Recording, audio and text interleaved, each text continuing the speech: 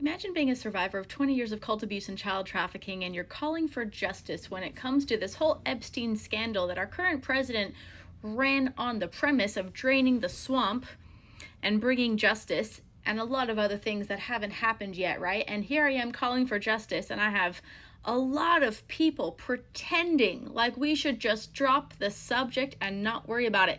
But then we go here, right? The victims haven't named Trump. Why should we care if they don't name? They definitely know every single name.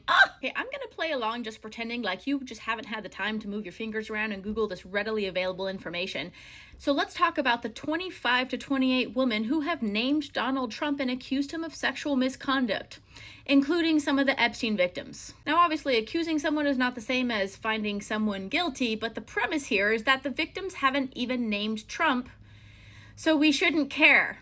Now, again, the premise of my call to action here is asking for justice. The premise of a lot of people's comments is Trump's not hiding anything. He's not a bad guy. And my premise is, well, if he's not hiding anything, he's definitely not going after any bad guys. He's not bringing them to justice. He's not supporting these survivors. So, if he's not actually guilty, he's certainly acting like someone who's not interested in justice. That's probably the nicest way I can say it. But if we're going to pretend like none of Epstein's victims ever mentioned, accused, or blamed Trump, we got a little Googling to do, sir. So first name I'm going to have you Google is Katie Johnson. She filed a lawsuit against Trump and then hasn't really been heard from since, but there's actually some recent articles from her attorney, and all of us are very concerned about this woman. Important to note that she filed a federal lawsuit alleging that she was sexually assaulted by Epstein and Trump when she was a minor. Now, we shouldn't need more than one victim to prove my point here, but there's around at least 28 women that we know of that have accused Trump of similar sexual assaults.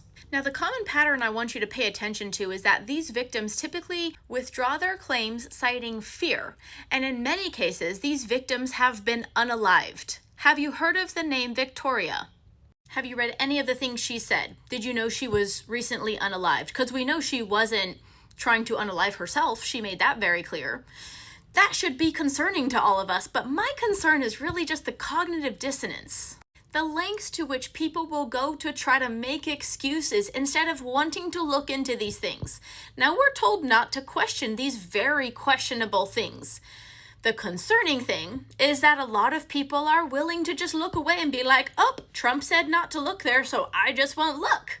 But we're willing to disregard truth and protect these politicians. Why? This video would be really long if I went through all of them.